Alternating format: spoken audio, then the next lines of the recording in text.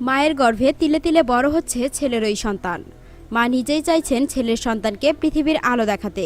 বিকৃত যৌনতা মনে হতেই পারে, তবে এটাও ভেবে দেখার বিষয় গর্ভের সন্তানের জন্য বিধবা মায়ের লড়াই ঠিক কতটা কঠিন। মা গর্ভের ভ্রূণকে বাঁচাতে চান, উল্টো দিকে সমাজ রাষ্ট্রের মত এমনটা অসম্ভব। ছেলের সঙ্গে যৌন সহবাসে গর্ভে আসে সন্তান, এবার গর্ভের সন্তান নিজের ছেলের, এটা জেনেও ভ্রূণকে ভূমিষ্ঠ করতে চাইছেন 40 বছরের বিধবা। বিচিত্র বললেও কম বলা হয়, কিন্তু বিধবা মায়ের আর্জি শুনলে সম্পর্কের বদলে হৃদয়ের হুঙ্কার দেবে বেঁচে থাকার গান। ছেলেকে আঁকড়ে ধরে বাঁচতে চান মা, তাই রাষ্ট্রের কাছে আর্জি 40 বছরের বিধবা মায়ের আর্জি, স্বামীর কোনো ভাই বা দাদা নয়, নিজের ছেলের সঙ্গেই বিয়ে করতে চাই। 12 বছর আগে যখন স্বামী মারা যান, বারবারই তার সঙ্গে যৌন সহবাসের চেষ্টা করেছেন স্বামীর ভাই। অসম্মত ছিলেন মা, এভাবেই চলছিল। অন্যদিকে নিজের ছেলের সঙ্গেই যৌন সহবাসে জড়িয়ে পড়েন বিধবা মা।